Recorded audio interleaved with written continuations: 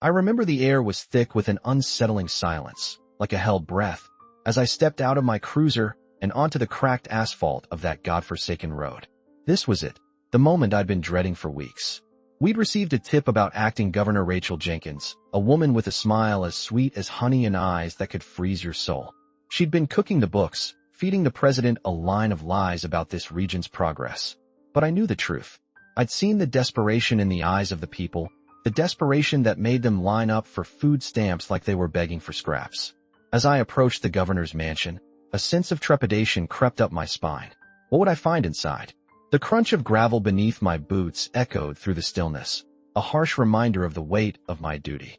I took a deep breath, feeling the cool evening air fill my lungs, and pushed open the creaky front gate. My eyes scanned the property, taking in the manicured lawns and the gleaming white facade of the mansion. But it was all a facade, a mask hiding the rot beneath. I knew it, and I was about to expose it. I flashed back to the countless nights I'd spent in this region, seeing the devastation firsthand, the polluted rivers, the crumbling homes, the families struggling to make ends meet. My mind replayed the words of a local farmer, his voice shaking as he spoke about the governor's promises. She said we'd get help, that she'd bring jobs and prosperity. But all we got was a bunch of empty promises and a whole lot of nothing. My heart was racing now, pounding in my chest like a drum. I knew I was taking a risk, but I also knew I had to see this through. I took another deep breath, mentally preparing myself for what was to come. This was it, the moment of truth. My gut's been telling me something was off about Rachel's story from the get-go. She's always been tight-lipped, but this new development has my radar on high alert. I'm sipping my morning coffee, staring out the dashboard at the rain-soaked streets, when Jack Taylor pulls up in his trusty old sedan. I've seen him around town, always snooping, always asking questions. This time, I get a sense he's onto something big. He's a determined one, Jack. I've seen that fire in his eyes before. He's got a way of getting under people's skin, but he's not one to back down. I watch as he steps out of his car, rain dripping off his fedora like a bad habit. He's got a notebook clutched in his hand, and I can tell by the way he's scanning the area that he's got a plan. I'm not sure what's driving Jack, but I know it's not just about the story. He's got a personal stake in this, something that's eating away at him. I've seen it before in people who live in these small towns, the ones who are desperate for change, for justice. Jack's got that look in his eye, the one that says he's willing to take risks, to push boundaries. As Jack approaches Rachel's house, I can feel my heart start to pound. What's he going to find out? Will Rachel finally break under the pressure? I'm on edge, my mind racing with worst-case scenarios. I know I need to stay neutral, but a part of me wants to see Jack take her down. I want to see her secrets exposed, to see the truth finally come to light.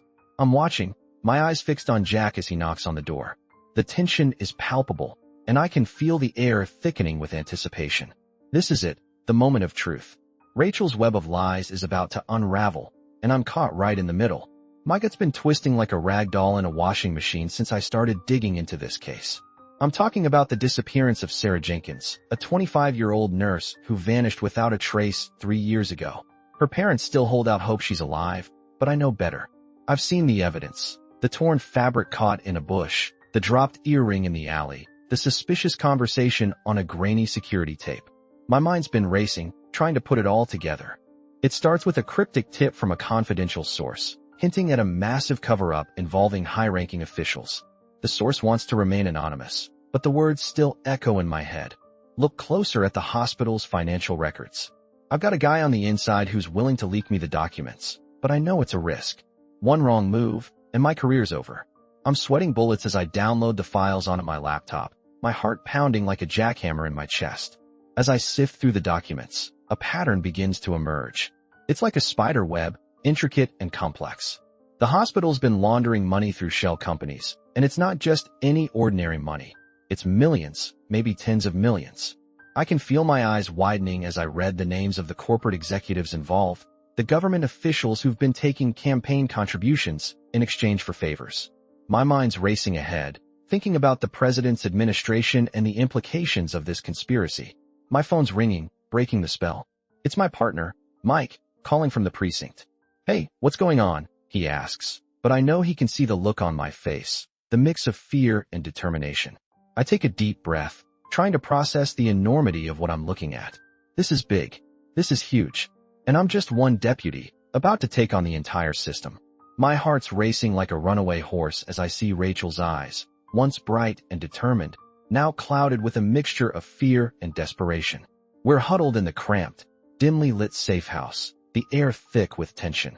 I can feel her grip on my arm like a vice, her fingers digging deep into my skin. "He's not what he seems," she whispers, her voice barely audible over the pounding in my ears. I try to reassure her, but my words fall flat. I'm not sure what's real and what's not anymore.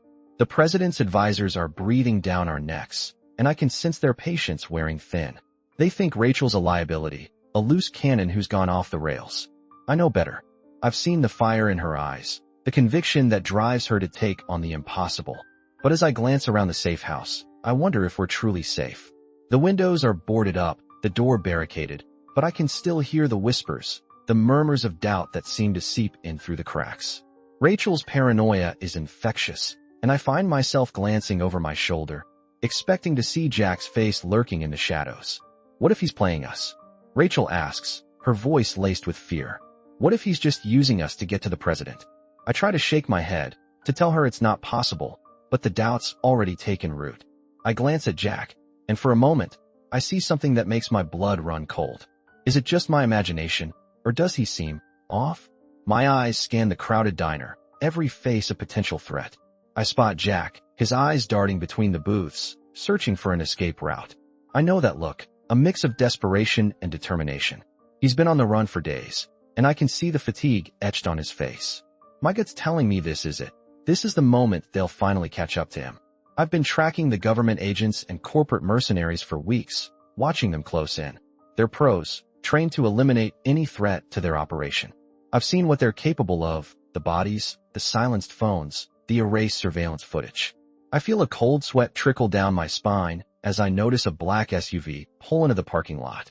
The tinted windows reflect the neon signs of the diner, making it impossible to see inside. My instincts scream at me to move, to get Jack to safety. But I'm frozen, my eyes locked on the SUV as it idles, waiting. My mind is racing, thinking 2 steps ahead of the agents. I know they'll try to isolate Jack, cut him off from any potential allies. But I've got a plan, a slim chance to get him out. It's a risk, but it's our only hope. I take a deep breath, my heart pounding in my chest, and signal to Jack to follow me. We need to move, now?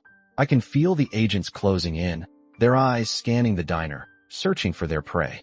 I push my chair back, my eyes locked on Jack, and we make a break for the door. The sounds of the diner, the chatter, the clinking dishes, fade into the background as I focus on one thing, getting Jack out alive. My heart's still racing, even after all these years. I'm back in that moment, sweat dripping down my face, the smell of gasoline and smoke hanging heavy in the air. We'd been tracking the Cartwrights for weeks, a family of crooked politicians and businessmen with connections to the highest echelons of power. Our intel suggested they'd be making a move on the old warehouse on 5th and Main, and we were ready to take them down. I recall the crunch of gravel beneath my boots as we moved in, my eyes scanning the perimeter for any sign of trouble. Rachel, a rookie at the time, was by my side, her hand on the grip of her gun, her eyes locked on the warehouse entrance. We'd been a team for months now, and I knew I could count on her to watch my back. As we approached the entrance, a burst of gunfire erupted from inside. My training kicked in, assessed the situation, take cover, return fire. I yanked Rachel behind a nearby dumpster, my own heart pounding in my chest. We exchanged a glance, and I knew we were both thinking the same thing. We had to get inside, and fast. I signaled to Rachel, and we moved out, our movements fluid and practiced.